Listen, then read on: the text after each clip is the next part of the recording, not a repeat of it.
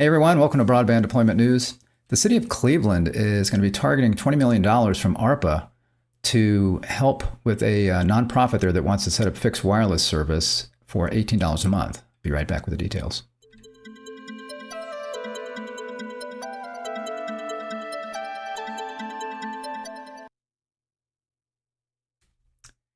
Thanks for joining me again. Rick Husey here with Broadband Deployment News. So Cleveland moves forward.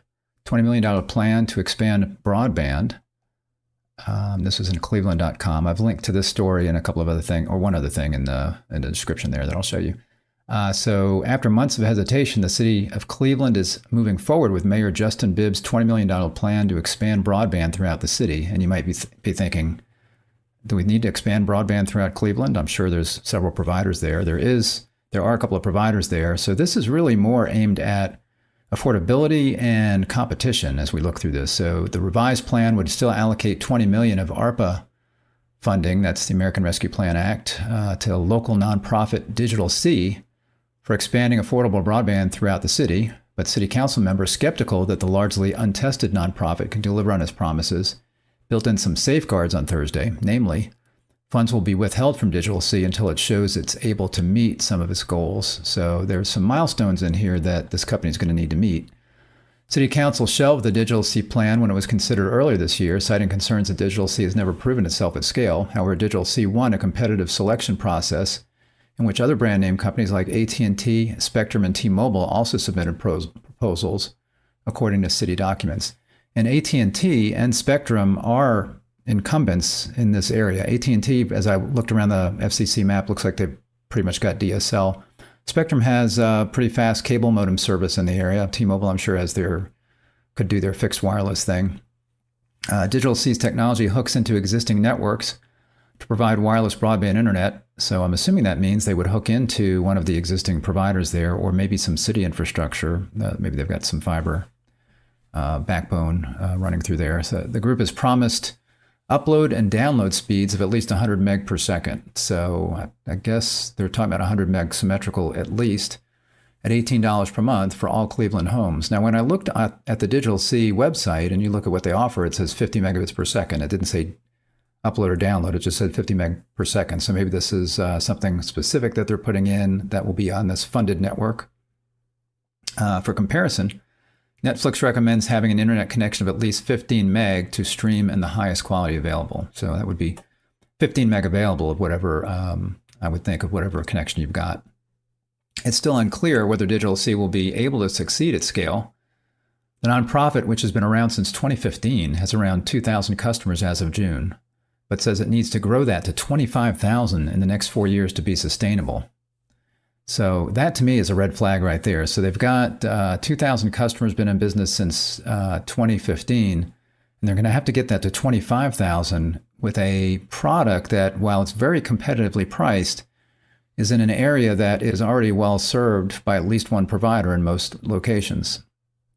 In order to receive its first batch of money from Cleveland, DigitalC has to more than double its current customer base by attracting 3,500 new subscribers and providing digital literacy training for 7,500 Cleveland residents. If DigitalC is able to accomplish that, the city will provide the nonprofit with $3.75 million, so a portion of that money that they're supposed to get. And I was looking at the DigitalC site, and they've got a press release about this on there.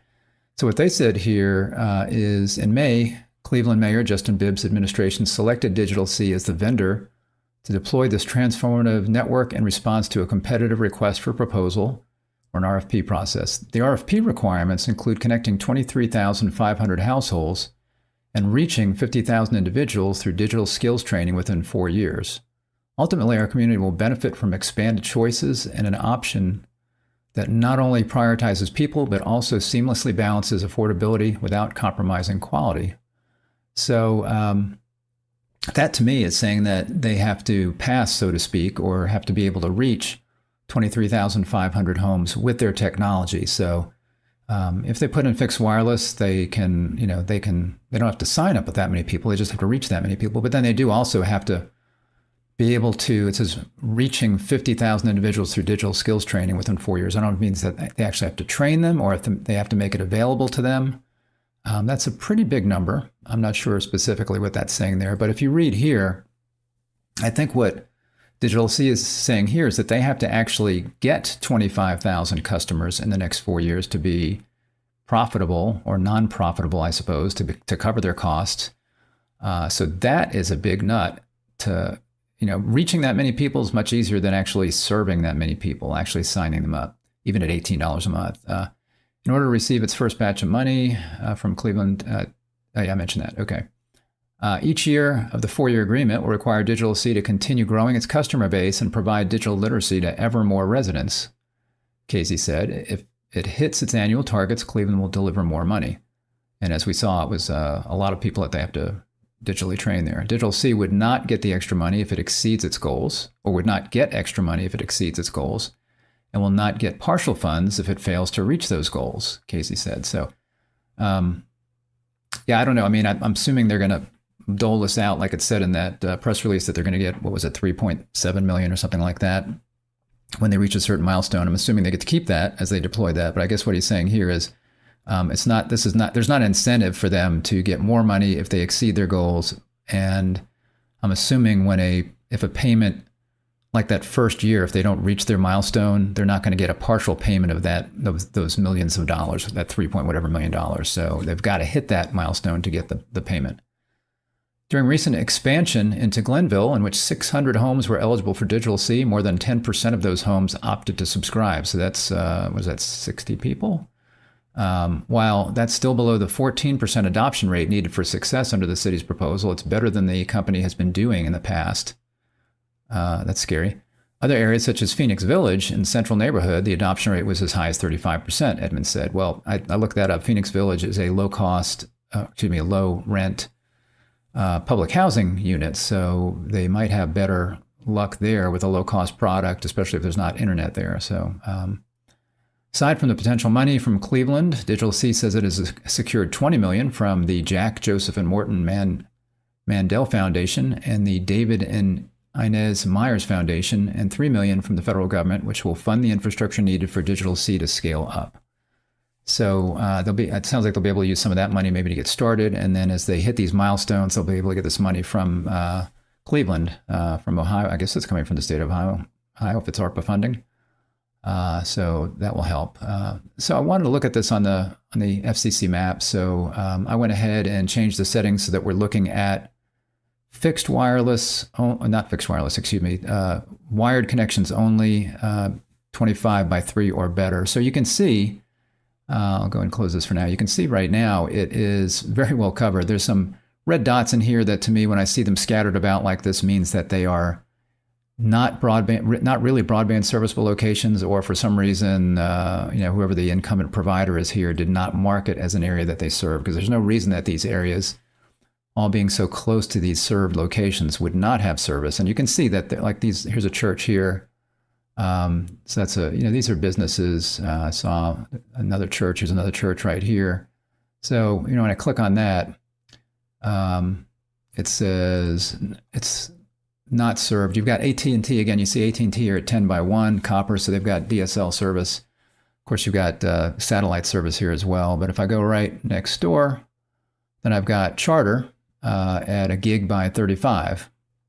And all of these are going to be Charter, probably the same speeds. Again, you've got AT&T out here. So why these are red, this could be an apartment building of some kind, AT&T DSL. So it could be that Charter, AT&T is in here with DSL service, but Charter does not have that. So that, in a sense, would be unserved. And DigitalC could go in there. So could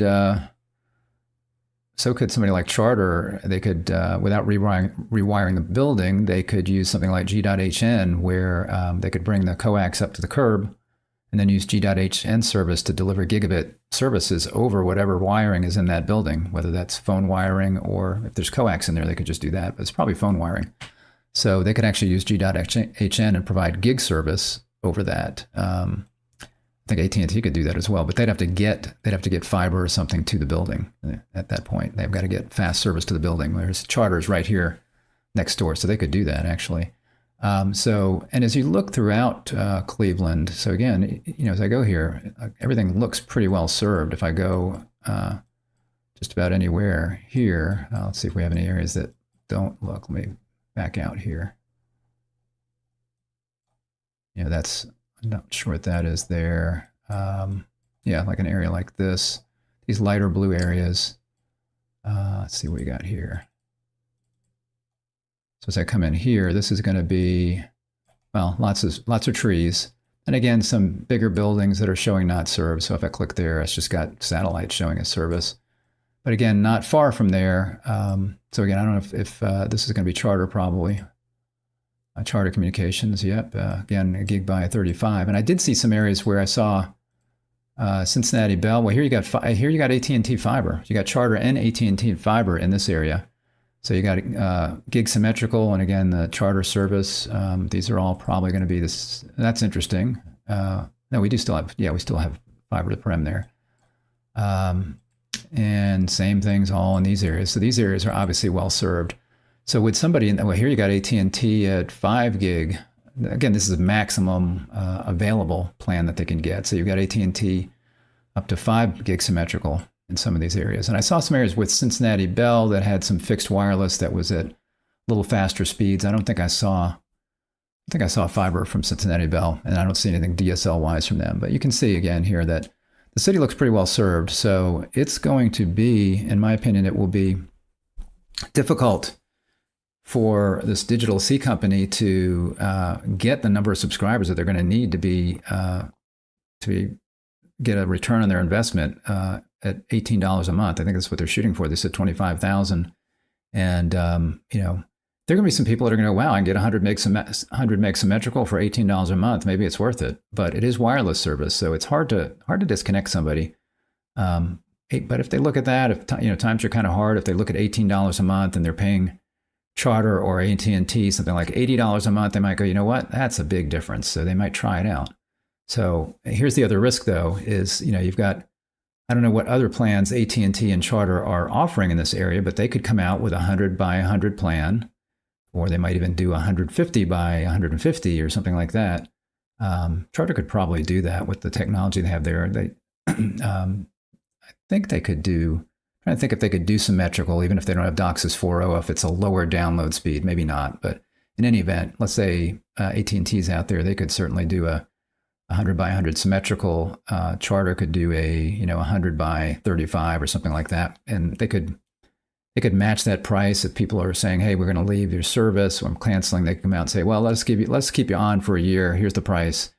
And people don't want to hassle with switching, especially when it means new technology and might mean changing all your SSIDs on your wireless router and trying to figure all that stuff out. So if these incumbent providers want to keep those customers, they might find a way to do that. It's going to make it kind of hard, I think, for this DigitalC company to make a go of this. So I'm afraid that City of Cleveland's kind of setting them up maybe to fail, just because of the fact that there's so much service here already. That's one of the dangers that you have. I mean, it's nice again to be able to have multiple choices, but if somebody's going to come in to an area that is already served, it's a much tougher hill to climb when you've got to take customers away from a provider that maybe is providing good service. It's just going to be harder. So the low price will help, but whether they can reach the 25,000 or not over 4 years, that remains to be seen.